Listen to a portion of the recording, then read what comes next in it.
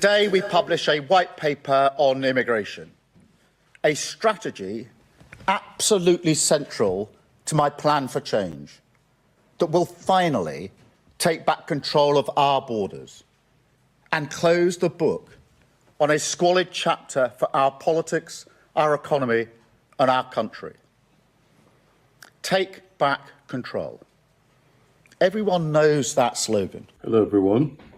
Today I'll be discussing the recent immigration white paper which was delivered by the UK Prime Minister this month, May 2025, and also talk about the impact of this white paper, the proposals on the white paper to Nigerians.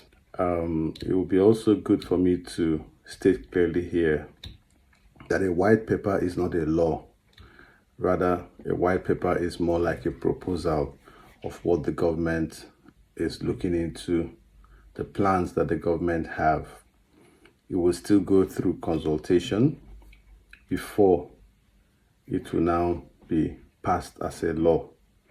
But what it shows clearly is the pathway that the government is looking at, the routes that they are looking at to cut down on immigration in the UK. Before we proceed, my name is Kenny Chukwuma. I am an immigration and investment lawyer. And today I want to delve into some of the key proposals which will have direct impact on many Nigerians. First of all, in the year 2023, it was noted that around 906,000 people arrived in the UK, and majority of them came from countries like India and Nigeria. And the impact of this huge number of people on the system, the UK system, the schools, the hospitals, is immense. And everyone that understands immigration, especially in the UK, knows that immigration is always a tool that politicians use whenever they are looking for election people to vote for them. So this new government, the new Labour government, they are proposing serious measures which they hope will be measures that will reduce the number of significantly, that was the word that was used by the Prime Minister, significantly reduce number of immigration into the UK. Now, let me delve into those key proposals. 1, social care workers. We all know that in the past 2-3 years, many Nigerians came into the UK as people that will come in to work in the social care industry. Many of them came in through agencies who had licenses, and they had things called COS, Certificates of Sponsorship, which were used to sponsor these people to come into the UK to come and work in the social care industry. However, we also know that many dodgy agencies hijacked this process and used it as a way of making money from those gullible people that were looking for ways of coming into the UK to work in the social care industry. Now, the government are looking at stopping the opportunity of employers to hire people from abroad to bring them into the UK to work in the social care industry. What they are proposing is employers in the social care sector should train people that are already in the UK, train the citizens. But the concern is, we all know from experience living here for a very long time, that many of the people, especially the whites, do not like to work in the social care industry. They don't find it as an attractive industry to work in, which is why they always have this need to bring people from outside from abroad to work in the social care industry.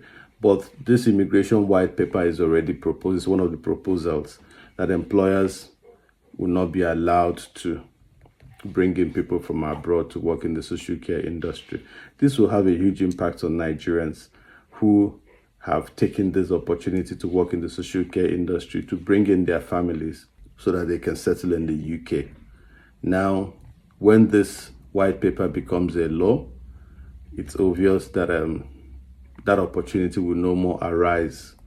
People will not be able to bring in will not even be able to come in the first place, talk less of bringing in their own people, their families, to work in the UK in the social care industry, because the employers will not have the sponsorship license to bring in people. However, people that are already here, because there are cases of people that came into the UK, many of them came in, there was no job for them. Those agencies, those companies, employers that offered them COS to bring them into the UK, when they came into the UK, there were no jobs for them to do. The government are assuring that those ones will be allowed to still stay in the UK and apply for extension of their stay in the UK, and also be able to change employers.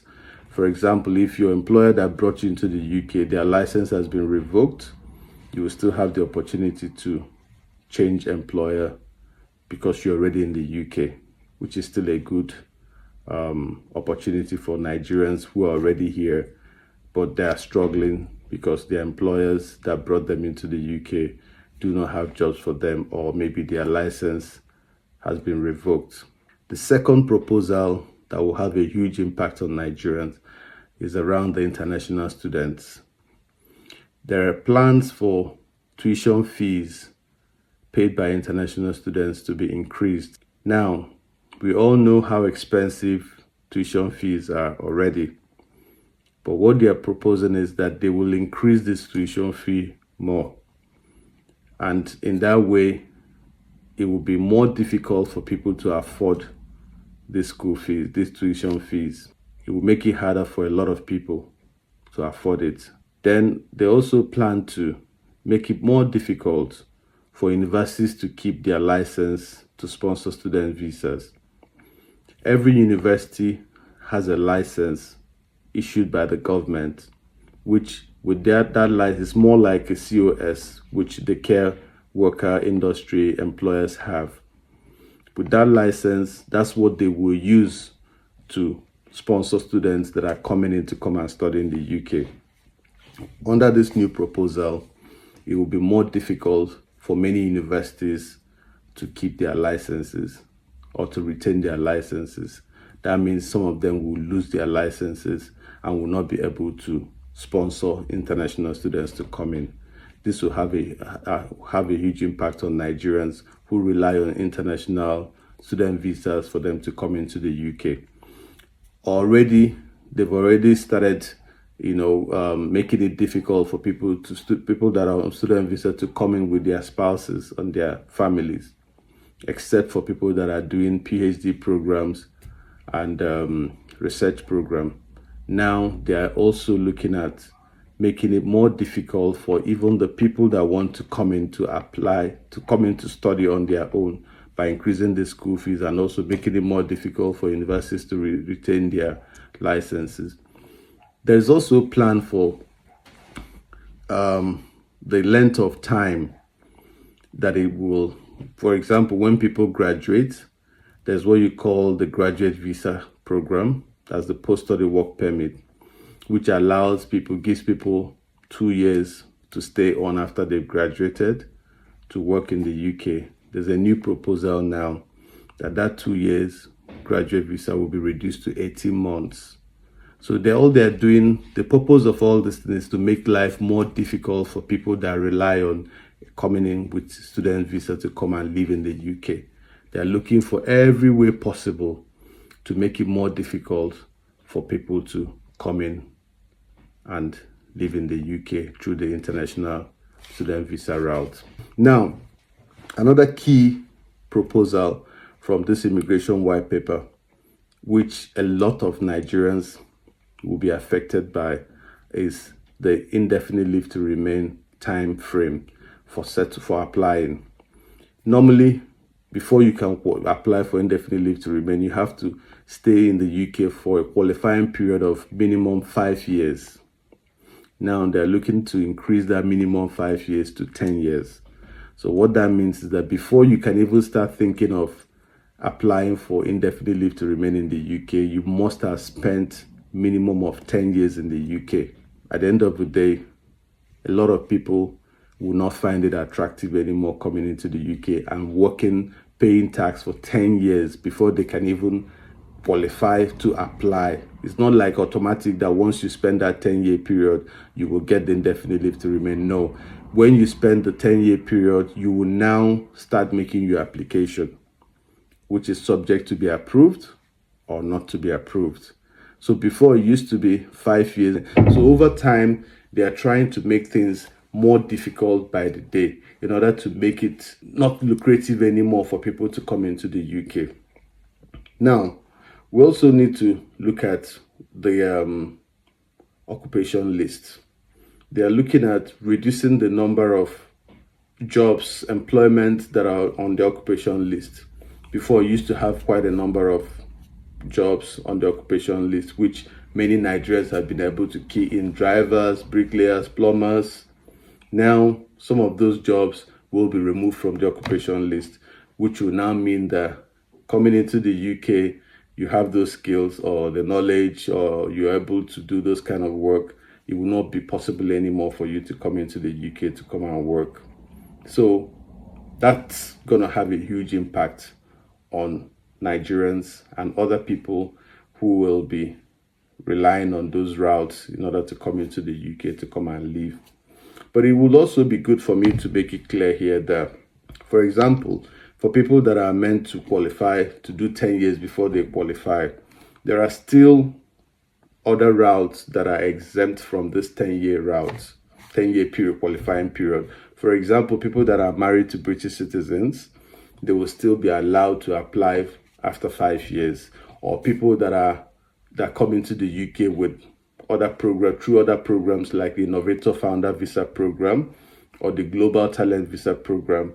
For those ones, they will still have the opportunity to apply for settlement, indefinite leave to remain within 5-year period. They don't have to spend up to 10-year period. The reason being that these are people that, for them, they see them as people that are coming in with special skills into the UK, or people that are coming in with investment into the UK. So it's a win-win for them. You're coming in with money, you're coming in with special skills, which will help them develop their country and also create employment opportunity for them. For those kind of people, the incentive they're giving to them is that they don't have to wait for that 10-year period for them to qualify for indefinite leave to remain. However, other people that are on the work route, which is people that are on the employment skilled worker list, they will be required to spend minimum of 10 years before they can qualify for settlement.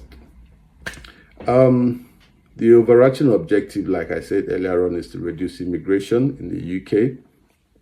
It's quite unfortunate that immigration is now has become a very, very tough issue here in the UK. Many things are going wrong for people that are coming into the UK just to come and live here. They're making it more difficult. The fees that people have to pay to make applications here is ridiculous. Many families will tell you that they spend as much as £15,000, depending on the number of family members, just to make an application to extend their stay in the UK or for settlement in the UK. It's ridiculous, but that's what immigration is all about. If you found this video informative or you found it helpful, please share the video with people that you know will find it useful, and don't fail to subscribe to this channel for other related topics. Thank you very much.